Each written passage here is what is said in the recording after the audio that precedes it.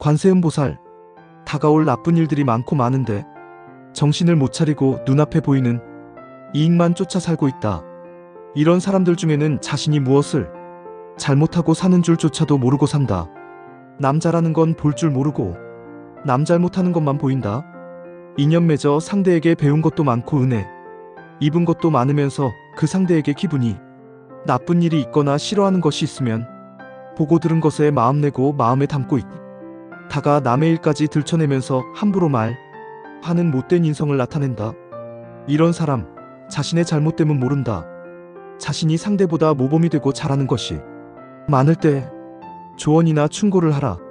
그렇지 않으면 건방을 떠는 것이다. 잘못된 스비킨 버릇을 가지고 살고 있는 사람에게 정신 차려 살라고 수백 번 말을 해봐야 쇠귀의 경읽기다. 사람은 고쳐서 쓰는 게 아니라 했다. 오래된 개인의 성격이나 습관은 쉽게 변하지 않는다. 스스로가 자신의 잘못된 일에서 변화하고자 하는 의지가 없이는 어찌 할 방법이 없는 사람이다. 특히 유전적인 요인이나 잘못된 오랜 습관으로 살아온 사람들은 절대 바뀌지가 않기 때문에 고쳐 쓸 수가 없다.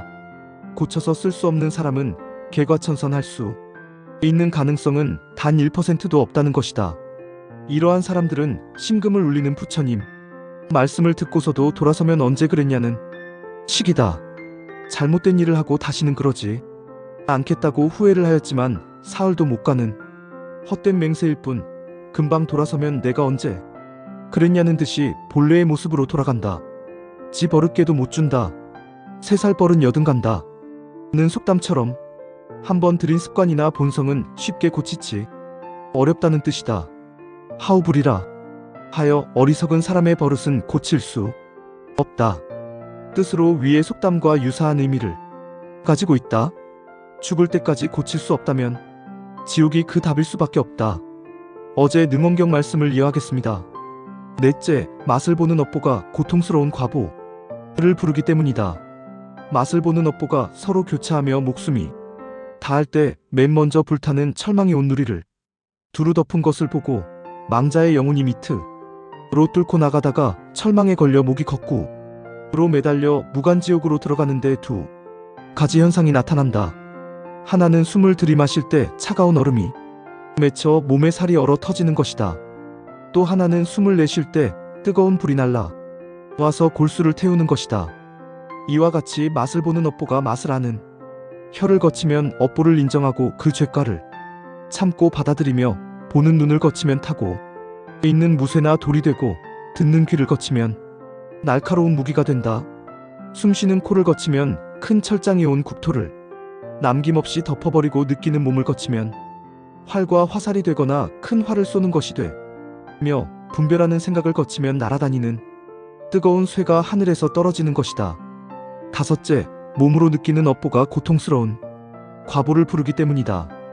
느낌을 아는 업보가 서로 교차하며 목숨이 다할 때 맨 먼저 큰 산이 사방에서 조여와 출로가 없는 것을 보고 망자의 영혼은 무 쇠로 둘러싸인 성 안에 불을 뿜는 뱀, 불을 뿜는 개, 호랑이, 사자가 있는 지장보살 본 원경 참조 것을 본다.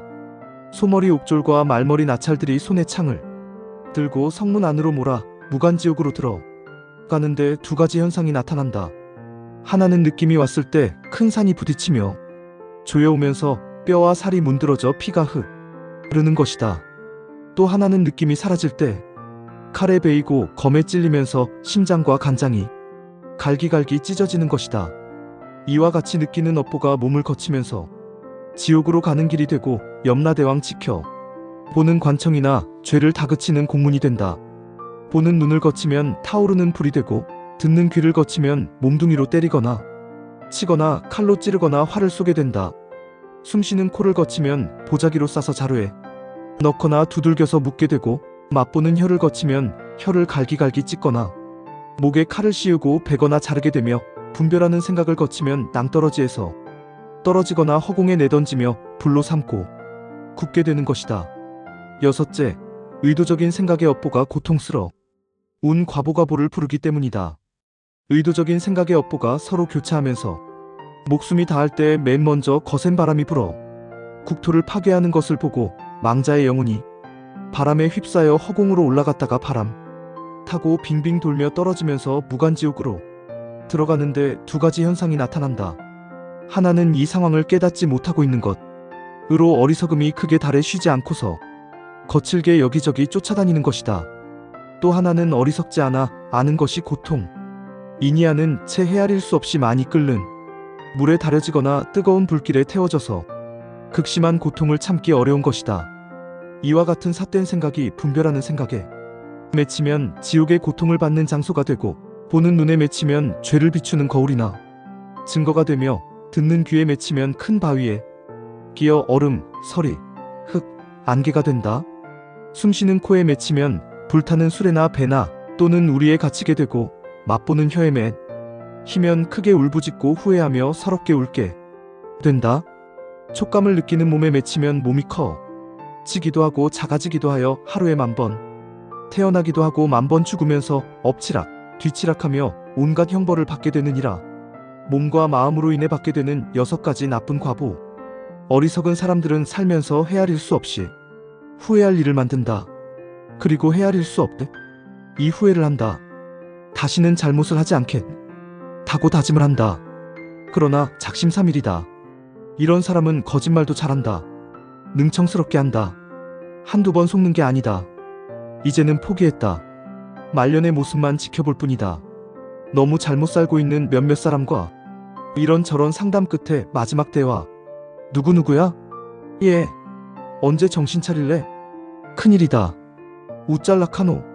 네가 잘못 살고 있는 건 알고 있나? 나도 할 수 없다. 이런 사람 몇 있습니다. 방법을 제시했을 때 척이라도 하면 대화는 끊어지지 않습니다. 나무관세음보살 두 손 모읍니다.